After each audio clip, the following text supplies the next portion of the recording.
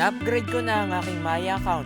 What's up guys? Welcome to Smart Tutorial Sub. And for today's tutorial, ituturuan kayo kung paano mag-verify or upgrade ng Maya or Pay Maya account this 2026. Ito ang way para ma-fix yung that didn't load right and by new update. Pero bago tayo magsimula ay huwag kalimutang pindutin ang like, share, and subscribe. Una po of course ay pumunta sa Maya app. Then ilagay mo po yung password sa Maya account na naka-basic account pa. Then itap yung login. Then dito po sa dashboard ay pumunta sa iyong account icon sa taas. Then itap po yung upgrade now for free. And dari daw po yung step para makapag-upgrade. And ito po yung mga benefits nito. Then itap yung verify now. Now ay pumili po ng ID na i-upload. Meron po tayong national ID, driver's license, UMMID, Philippine passport, postal ID, PRC ID, at para sa 17 years old na student ID. At meron ding TIN number pero kailangan po ng 2 ID na i-upload. And for this tutorial, ang gagamitin po natin ay national ID. And itap ito. And sundin daw po yung capture guide para maayos po ang process. Meron po para sa plastic card, meron para sa e-fill paper, digital national ID, at yung sa e-gov, digital national ID. Kung physical ID po ang gagamitin mo ay tap yung take photo. Pero kung digital national ID naman ay tap yung upload ID. So ako po ay yung upload ID. Next, i-upload mo po yung front side ng iyong ID at sundin po yung guide kanina para sa tamang format ng pag-upload ito. Na screenshot sa e-gov. I-check po kung all goods na and itap po yung use this photo. Now ay para sa backside ng ID, itap po yung add file. I-upload naman po yung backside ng iyong ID. And kung sure ka na po ay tap po yung use this photo. Now i-scroll down po and itap yung continue. Next naman guys ay magte-take ng selfie. So itap ang continue.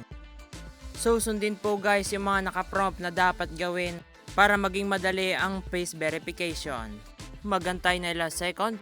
And dari naman po guys ay select ang nature of work. Merong retiree, OFW, accounting, at iba pa. So piliin na lang po kung ano yung mas nakakaangkop sa iyo. And halimbawa po ay pinindot ko ay e-commerce, online business. So isa-select ang job title mo, may staff, director, business owner, at middle management. Next ay isa-select ang iyong source of income. Meron sa salary, business proceeds, allowance, at marami pang iba. Piliin mo lang po ulit kung ano yung mas nakakaangkop sa iyo. And required mo rin po ilagay ang company na pinagtatrabahuhan mo. And in my case ay student po ang ilalagay ko sa nature of work. And nakalagay po ay not working dependent. And select a source of income, sa akin po ay allowance, then tap next. And dari po yung problem na na-encounter ko, that didn't load right. So ang ginawa ko po ay chinek kung malakas ang aking internet connection at nagtry kapag malakas na ito. And actually po guys ay nakatatlong try ako bago magkaigi. So patience is the key. And darito na po tayo sa tell us about yourself.